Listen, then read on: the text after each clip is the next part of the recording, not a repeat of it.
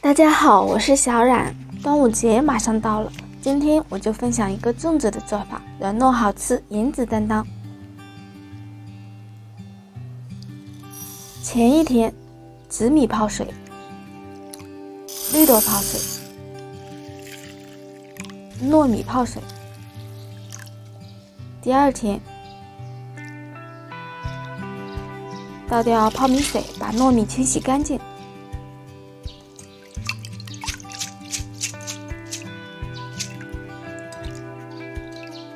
碗里放紫米和糯米，糯米多放一些，混合一下，这样做出的粽子晶莹剔透，更好看。如果只有紫米，颜色太重了，加上白色的糯米会让颜色变浅，也更软糯好吃。最好不要直接用手去抓紫米，因为染到手上的颜色很难洗。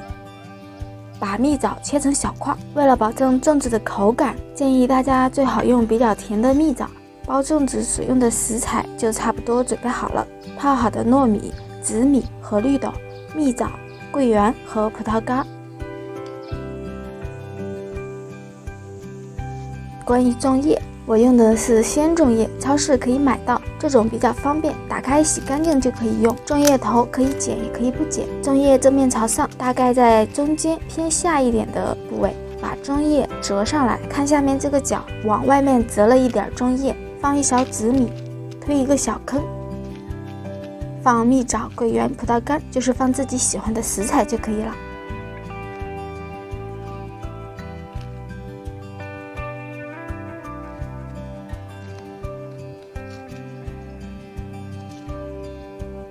最后用白糯米盖住。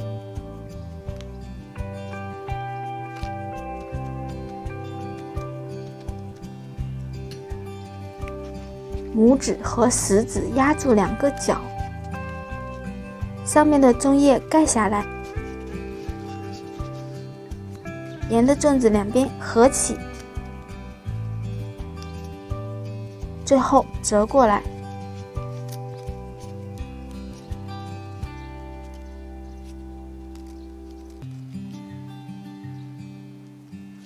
在粽叶收口的这一个方向缠线，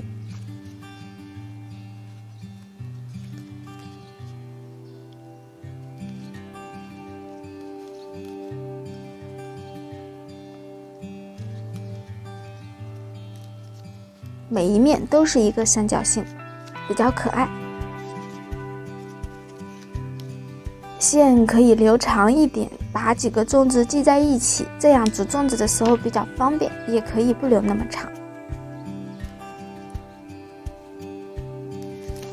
水热下锅煮，调整一下位置，让粽子没入在水中。上面盖一个盘子，防止水开后粽子在锅里翻滚。10分钟后，打开盖子，调整火候，调整到小火慢炖的状态，煮3个小时。3个小时后，我闻了2个多小时的香味了。粽子都是完整的，不会散开。展示一下留长线的方便之处，就是这样一提溜出锅。煮好的粽子变得更可爱了，给它们摆个造型。拿一个，拆掉棉线，剥开，颜色太好看了，这是一个色香味俱全的粽子。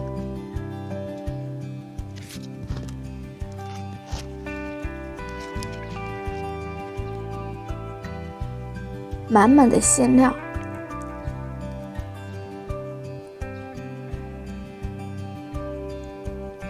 这是桂圆，这还是一个养生的粽子。祝大家端午节快乐！我是小冉，我们下期再见。